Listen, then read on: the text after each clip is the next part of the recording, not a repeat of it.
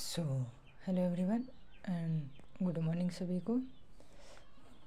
तो आज का हमारा लेक्चर रहने वाला है तुगलक वंश में फिरोज शाह तुगलक के बारे में। अगले लेक्चर में हम लोग मोहम्मद बिन तुगलक के बारे में कर लिए थे। मोहम्मद बिन तुगलक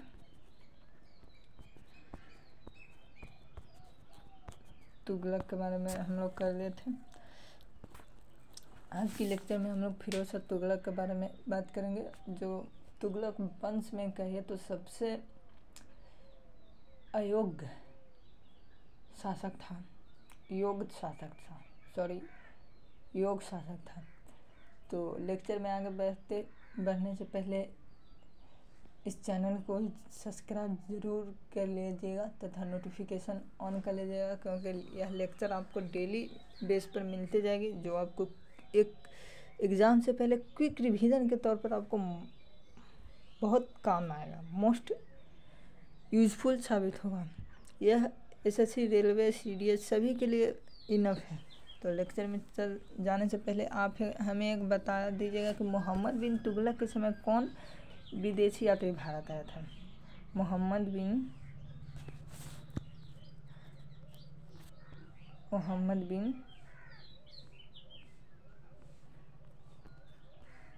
तुगलक के समय कौन विदेशी यात्री भारत आया था? कमेंट में हमें ज़रूर बताइएगा कौन विदेशी भारत आया था। चलते हैं तो आगे लेक्चर में। आज का हमारा रहने वाला है लेक्चर फिरोज शाह तुगलक के बारे में।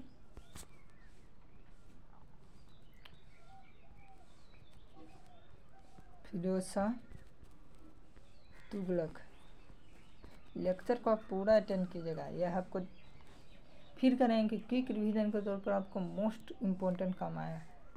1391 से 1388 ईस्वी तक था।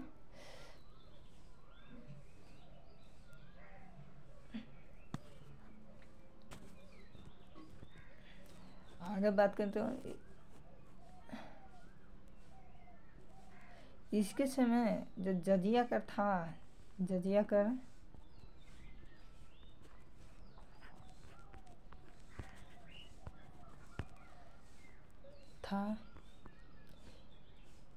एक अलग कर बन गया था।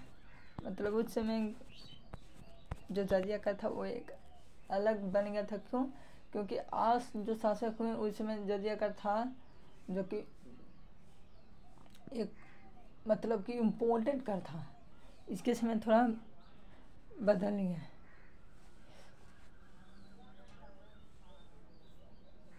इसके समय जो बात करें हम फिरोज शाह तुगलक के समय,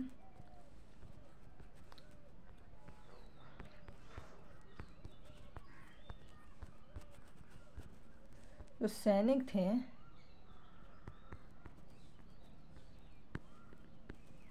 सैनिक को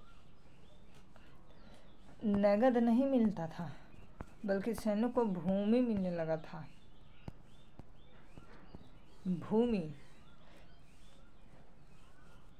अब भूमि मिलने लगा, जिसे अगर इस भूमि को जिसे बजेह कहते थे, जो भूमि किसको दिया जाता था? बजेहा। किसे?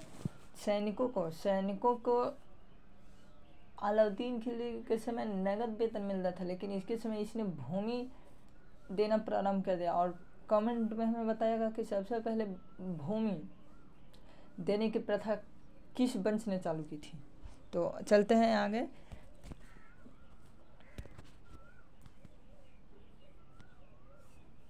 इसने कुरान पर 4 कर लगाए थे। कुरान पर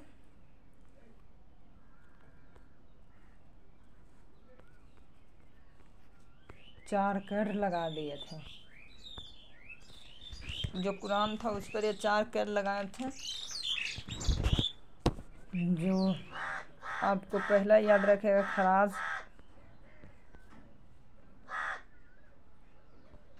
जो भूमि का था, जो उपज का 1/10 भाग देना पड़ता था। ज़कात कर था,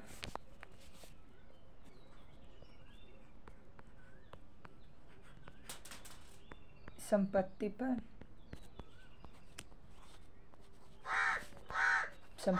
पर 2% का कर था।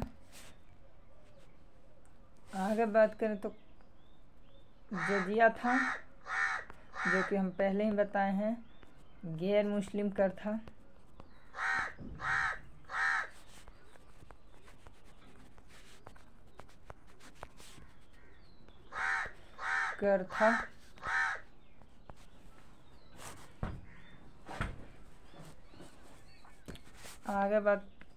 आगे खम्स, जो कि युद्ध के दौरान लूटे गए धन।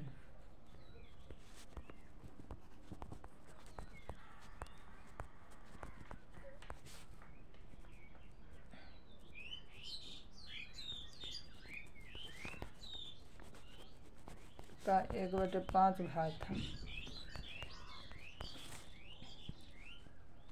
इसने कई नहरों की मरम्मत करवाई एवं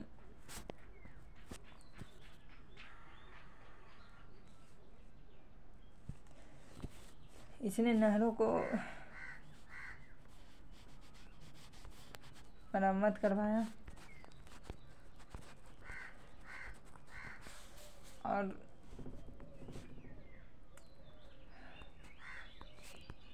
हक ए सब्र प्लस हासिल सब्र, जो कि ये दोनों क्या था, जल पर कर था। इसने जल पर भी कर लगाया था। इसने स्थापना शहर की भी किया है। जैसे स्थापना की बात करें तो इसने जौनपुर,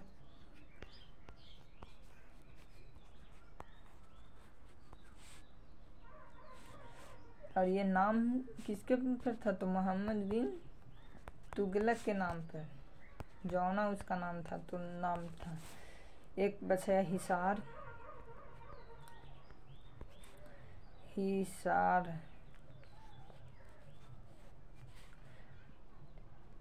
फिरोजाबाद, एक बसाया फतेहाबाद।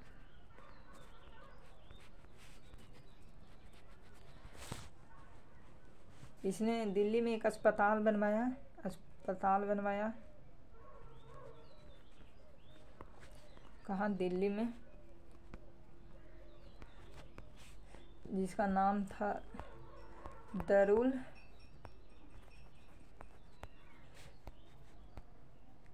शिफा। इसने एक नया विभाग बनवाया था।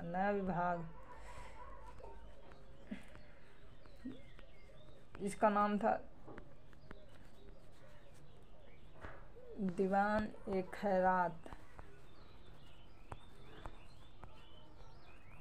और ये क्या था, तो ये गरीब लड़कियों को शादी करवाता था। मतलब गरीब जो लड़कियां था उसे शादी करवाने में यह सहायता करता था, यह विभाग।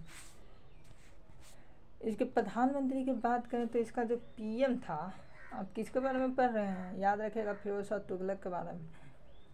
उसका ही पीएम खान ए जहां मकबूल था। इसने एकता को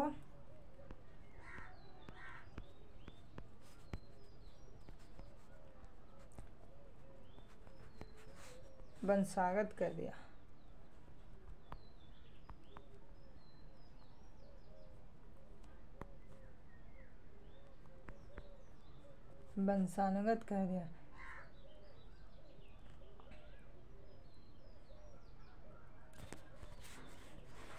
यह भारत का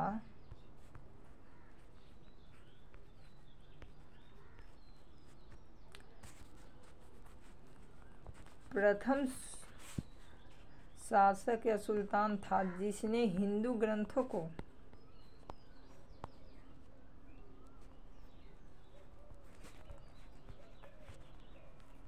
फारसी में अनुवाद करवाया।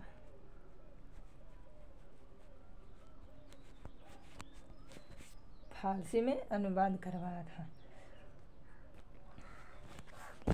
इसके समय तैमूर का आक्रमण हुआ था।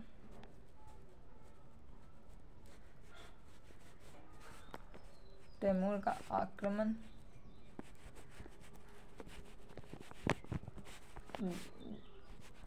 1358 में हुआ था। अब इस समय अगर इसके बात करें तो शासक कौन था, तो अंतिम शासक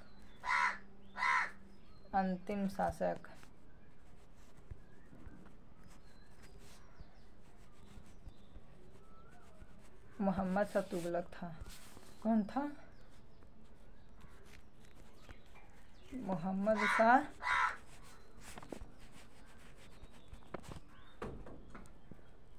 तुगलक था।